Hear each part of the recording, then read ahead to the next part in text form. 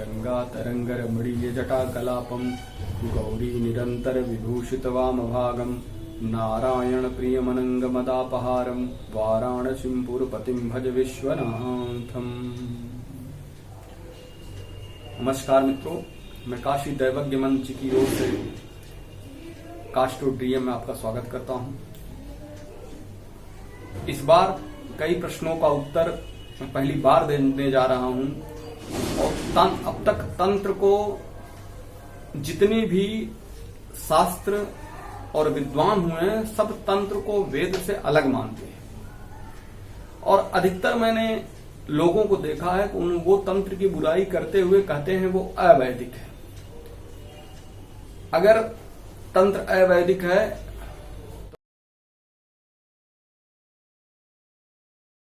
पहली बार मैं वेदों के प्रमाण के साथ जो तंत्रों का मूल आधार है, जो यंत्रों का मूल आधार है, जो वेद में शिव शक्ति का मूल आधार है, जो शिवलिंग के मूल आधार हैं, उन सब पे हम चर्चा करते आ रहे हैं। और इस बार हम उन चर्चाओं को आगे बढ़ाते हुए हम बात कर रहे हैं कि कैसे जैसे जैसे मैं आगे बढ़ूंगा मैं वेदों के सूक्त और मंत्रों का प्रयोग करता जाऊंगा और यह दिखाने के लिए कि वेदों में उन त्रिकोण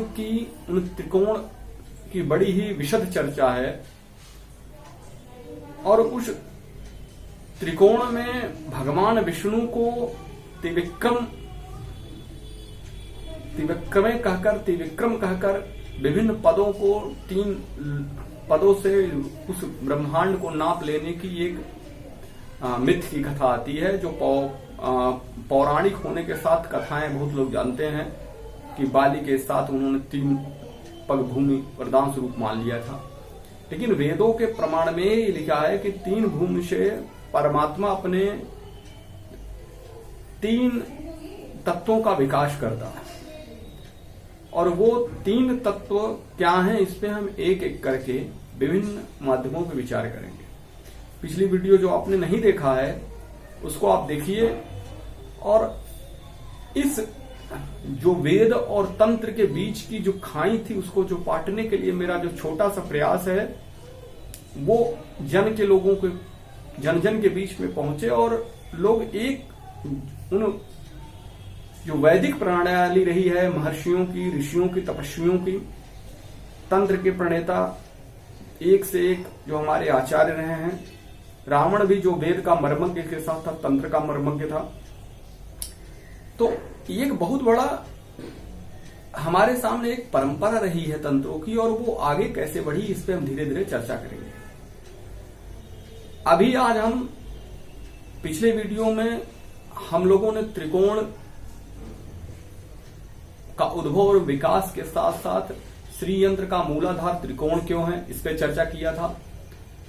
त्रिकोण हड़प्पन सभ्यता से पाए जाने वाला जो शिवलिंग था उसमें त्रिकोण के स्वरूप और बिंदु के स्वरूप का क्या लिंग था, शिवलिंग क्यों कहा जाता है, जबकि अगर वो योनि पे है तो उसे शिव योनि क्यों नहीं कहा जाता, शिवलिंग क्यों कहा जाता है। पिछली वीडियो में हमने इस पे विस्तार से चर्चा किया था।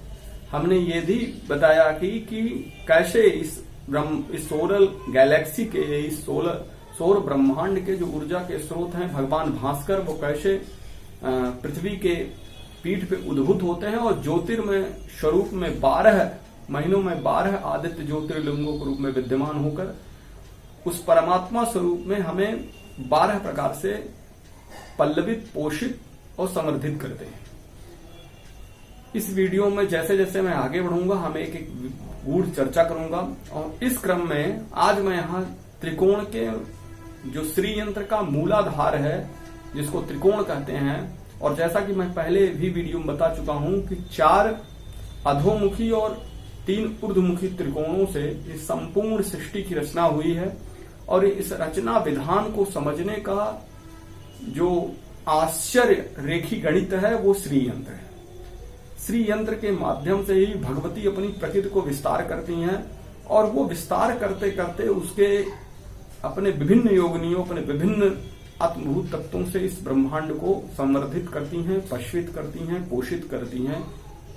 हम इन्हें एक एक करके आगे बढ़ेंगे और इस पे विचार करेंगे। पिछली वीडियो में हमने शिव और शक्ति के जो मिलन का जो स्थान था उसे हमने ज्योतिर्मय शिवलिंग के रूप में प्रस्तुत किया, इसलिए हम पिछले चीजों को दोहराएंगे नहीं बल्कि सीधे आगे बढ़ेंगे।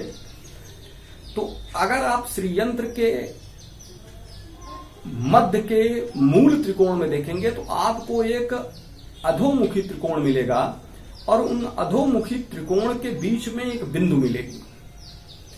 बिंदु क्या है? तो बिंदु उस परमात्मा की ऊर्जा का स्रोत है। वह परमात्मा उस मूल बिंदु में शिव, उस मूल बिंदु को हम क्या कह सकते हैं? उस मूल बिंदु को अगर हम देखो तो हम शिव शक्ति कह सकते हैं। प्रकृति और पुरुष का मिलन मान सकते हैं। आत्मा और शरीर का मिलन मान सकते हैं। स्पर्म और ओवम का मिलन मान सकते हैं। परम पिता परमेश्वर और उनकी आदि शक्ति भगवती का मिलन मान सकते हैं। उस बिंदु को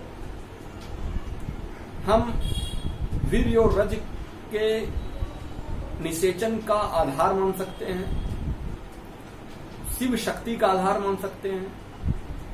लक्ष्मी नारायण का आधार मान सकते हैं।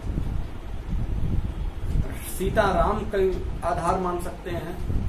कुल मिला जुलाकर उस बिंदु को चाहे हम जितने भी नाम से प्रकृति और पुरुष में अंतर करें, उस चेतन और अचेतन के मिलन बिंदु को वो उससे बिंदु कहते हैं। और चूंकि आप जानते हैं कि शिव और शक्ति ये दोनों का आधार वो बिंदु है, हम उसे प्रकृति रूप में और पुरुष रूप में, स्त्री पुरुष रूप में किसी भी बिंदु को माने उससे कुछ फर्क नहीं पड़ने वाला। हमारे महर्षियों ने रेखी गणित के माध्यम से ये कहा है, हमें उसे ये मान लीजिए कि वो केंद्र बिंदु को केंद्र और त्रिकोण की एक ऐसा स्थल, घटना स्थल माना जाना चाहिए, एक ऐसा मिलन माना चाहिए जहां शिव और शक्ति अलग नहीं है, जहां प्रकृति और पुरुष अलग नहीं है, जहां अद्वैत की स्थिति है, जहां ब्रह्म की स्थिति है, जहां चेतना का स्तर इतना ऊंचा हो जाता है कि जड़ पे और चेतन पे दोनों पर नियंत्रण स्थापित कर लेता है। इसलिए ऐसे बिंदु को हम शिव शक्ति का आधार मान सकते हैं। अगर हम ज्योतिष के माध्यम से भी ये जो पुरुष और प्रकृति ये त्रिकोण का आधार है, इस बिंदु पर पुरुष और प्रकृति, शिव और शक्ति ये सदैव एक प्रकृति रूप में विद्यमान है। ये परमात्मा अपनी ऊर्जा का स्रोत का ये मूल आधार है। इसे हम सूर्य, सविता,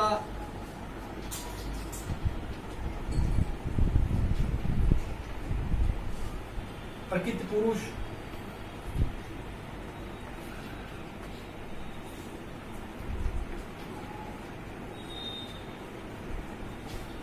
शिव शक्ति,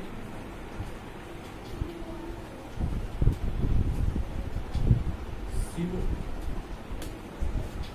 शक्ति, तो जो सूर्य वैदिक मंत्र ऋषियों ने यहाँ जब सूर्य अपने रथ पे चलता है तो उसे हम ये कहते हैं कि तीन पदानी, वो धुरी पर अपने धुरी में को तीन धुरियों पर, त्रिकोण धुरियों पे चलता है। सूर्य वेद मंत्रों में, ऋग्वेद के वेद मंत्रों में सूर्य को तीन धुरियों पे चलने वाला रथ, उसके रथ जो है जो स्वर्ण के कील के रथ हैं, उन स्वर्ण की जो धुरी है वो स्वर्ण की बनी हुई है और वो तीन कीलों पर त्रिकोणों पे चलती है। और उसके जो ये बिंदु हैं वो ये तीन हैं, 1 2 3। विष्णु भगवान में भी कहा गया है कि वो अपने 3 पदों से विक्रम रूप से इसको प्राप्त करते हैं। ये 3 है क्या, की तरफ चलना होगा और वेदांत के एक एक रहस्य को समझना होगा। प्रथम बिंदु ये है, द्वितीय बिंदु ये है और तृतीय बिंदु ये है। प्रथम बिंदु को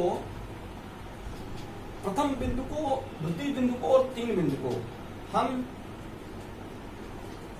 सत, रज और तम, सत, रज, तम, ये तीनों को, सत, रज और तम, इन तीनों को हम कह सकते हैं।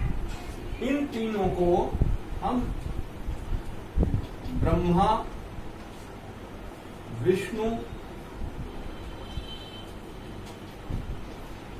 और महेश कह सकते हैं। हम इसको यहां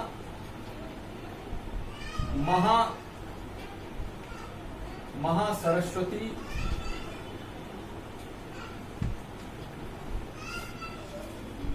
महालक्ष्मी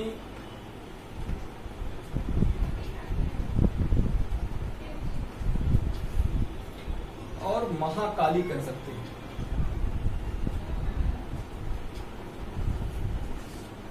महाकाली, अगर आप इस बिंदु को देखेंगे तो इसे आप भूर, भुवः और स्वः लोक को भी कह सकते हैं। भूर, भुवः, भूलोक, भुवलोक और स्वलोक, इन तीन लोकों को भी हम तीन बिंदु कह सकते हैं। अगर हम इन तीन त्रिकोणों की बात करें तो हम ये जान सकते हैं कि जो परमात्मा है, जब परमात्मा इस सृष्टि का विस्तार करने के लिए जब इस सृष्टि का विस्तार किया तो इसने अपने स्वरूप को तीन भागों में बांटा। एक भाग, दो भाग, तीन भाग। ये एक भाग उसके ऊर्जा के बनकर त्रिकोण रूप में निर्मित हुआ, और जब निर्मित हुआ तो उसके एक भाव पे ब्रह्मा, दूसरे पे विष्णु और तीसरे पे शिव बैठ गए, और उनकी आदि शक्ति महासरस्वती, महालक्ष्मी और महाकाली भी उनके साथ साथ बैठ गई। प्रकृति का विस्तार करना था, परमात्मा दिव्य ज्योति के उत्पन्न है। अब आप कहेंगे कि बहुत लोग कहते हैं कि विष्णु जी तो त्रिगुणातीत हैं, तो इसमें शिव भी त्रिगुणातीत है, ब्रह्मा भी त्रिगुणातीत है। परमात्मा की जो ऊर्जा है वो अपने आप को विखंडित करके इन तीन चीजों में लेके आई है प्रकृति की संरचना के लिए। आप ये नहीं कह सकते कि ये परमात्मा नहीं है, ये परमात्मा नहीं है, ये परमात्मा है। और अगर आप वेदांत पढ़े होंगे, सांख्य योग कपिल मुनि के पढ़े होंगे, तो कोई भी व्यक्ति इन तीन गुणों से, तीन शक्तियों से बधा हुआ है। किसी व्यक्ति के पास सत, और ये तीनों तत्व एक दूसरे के शरीर में हमेशा विद्यमान रहते हैं। सत क्या है? जहां आनंद के साथ सुख और संतोष की मात्रा। रज क्या है? जहां प्रवाह हो, एक्शन हो, कर्म हो। तम क्या क्या है? जहां आलस्य हो, ठहराव हो, ब्रेक हो, अथवा अपने आप में रुक जाने की प्रक्रिया हो।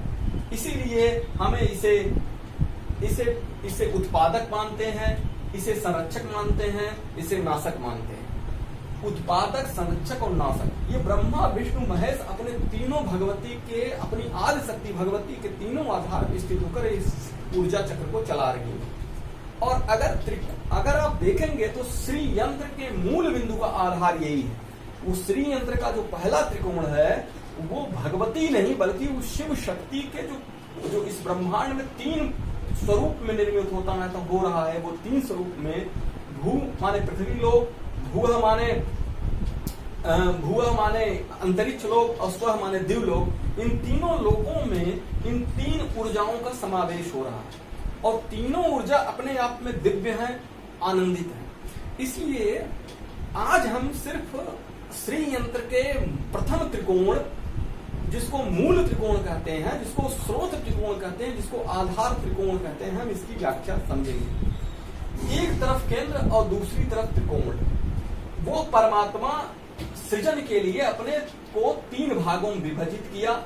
शक्ति के रूप में उन्होंने, प्रकृति के रूप में ब्रह्मा, विष्णु, महेश, और उस प्रकृति की आदि ऊर्जा के शक्ति के रूप में भगवती महासरस्वती, महालक्ष्मी और महाकाली का उसने उत्पादन किया। ये तीनों में वो परम ब्रह्म यहाँ भी स्थित है, यहाँ भी स्थित है, यहाँ भी है। इन तीनों में उस परम सत्ता से कोई अस्पृक्त नहीं है, कोई दूर नहीं है, कोई इसे पृथक नहीं कर सकता। इन तीनों में वो परम सत्ता विद्यमान है, और ये उत्सर्जन और उत्पादन का प्रथम क्रिया है। अगर आप ज्योतिष के विद्यार्थी होंगे और कभी अपनी कुंडली पे ध्यान दिए होंगे, या ज्योतिष विद्यार्थी न होने के कारण अगर आपको ज्योतिष में अनुभव, तो हम ही देखेंगे कि जब भी हमारे ऋषियों ने जो कुंडली बनाती थी उत्तर भारत में, वो एक वैज्ञानिक पद पे कुंडली बनती थी। और आप जानेंगे कि त्रिकोण में ये 4, 1, 4, 5 और ये 10, ये जो खाने होते हैं, प्रथम चौकोर, प्रथम द्वितीय चौकोर, तृतीय चौकोर और 4, इसको प्रथम द्वितीय खाना, तृतीय खाना, 4 खाना, 5, 6, 7, 8, 9, 10, 11, 12, ये 12 खानों से बना हुआ भाव होता है। 12 खानों में हम त्रिकोण किसे कहते हैं, तो लग्न को हम त्रिकोण कहते हैं, उसको 1 से कहते हैं, फिर पंचम भाव को कहते हैं, उसे 5 से कहते हैं, फिर नवम को त्रिकोण कहते हैं, उसे ये कहते हैं। अब आप देखेंगे कि ये त्रिकोण यहां से निकला है, 120 डिग्री पे आया है, फिर यहां से 120 डिग्री पे, फिर यहां से 120 डिग्री पे, और इन त्रिकोणों में 1, 5, 9 को त्रिकोण की संज्ञा दी गई है। और इसके केंद्र में जो उससे टच, जो केंद्र से लगे हुए भाग हैं, उनको केंद्र की संज्ञा दी है। अगर आप देखेंगे तो ये प्रथम जो भाव है वो केंद्र से भी सटा हुआ है और त्रिकोण से भी सटा हुआ है, जबकि ये भाग इस केंद्र से सटा हुआ नहीं है। केंद्र से सटा होने वाला भाग ये है, ये है, ये है, ये है। केंद्र की जो ऊर्जा है वो इन भावों में विद्यमान है। केंद्र की जो ऊर्जा है वो इन भावों में विद्यमान है। केंद्र की जो ऊर्जा है वो इन भावों में विद्यमान है, लेकिन जो त्रिकोण की ऊर्जा है, जो त्रिकोण की ऊर्जा है वो सिर्फ और सिर्फ यहां विद्यमान है।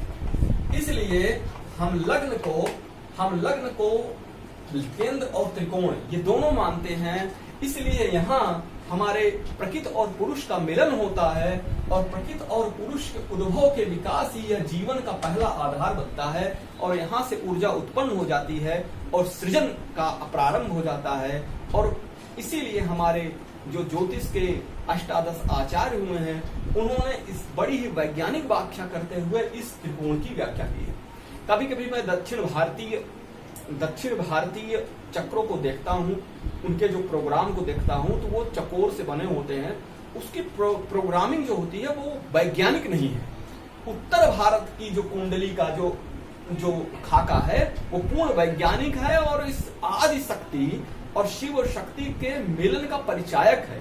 प्रकृति और पुरुष, जैसा कि सांख्य योग के प्रणेता कपिल मुनि जी कहते हैं कि 25 तत्वों में 5 कर्मेंद्रियां, 5 ज्ञानेंद्रियां, 5 महाभूत, मन, बुद्धि, आत्मा और महत तत्व, ये 25 तत्वों का जो एक सृजन है, आदि जो 25 तत्वों का सृजन है, वह बहुत ही दुर्लभ है, और उसी से पूरी प्रकृति का विधान बना हुआ है।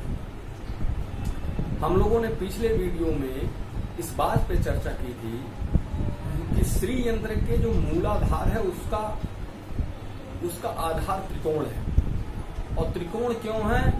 हमने बताया कि त्रिकोण उस प्रकृति रूपी परमात्मा के विधान है। त्रिकोण इस प्रकृति स्वरूपा भगवती, उस परमात्मा की आदि शक्ति भगवती का स्वरूप है। त्रिकोण उस परम सत्ता की आदि शक्ति भगवती का स्वरूप है, और वो त्रिकोण सर्वत्र विद्यमान है। वह त्रिकोण पूरे श्री यंत्रों का आधार भी है। और श्रीलिंग जो पीठ रूपी श्री त्रिकोण पर अवस्थित है, पीठ रूपी श्री कोण पर अवस्थित है, जो आकाश रूपी ज्योतिर्मान शिवलिंग के रूप में भगवान आदित्य जब पृथ्वी की पृथिका पर बैठते हैं, तो वो एक ज्योतिर्मय लिंग के रूप में हजारों वर्षों से हमारे यहाँ स्तुत्य है, पूज्यमान है और वंदनीय है।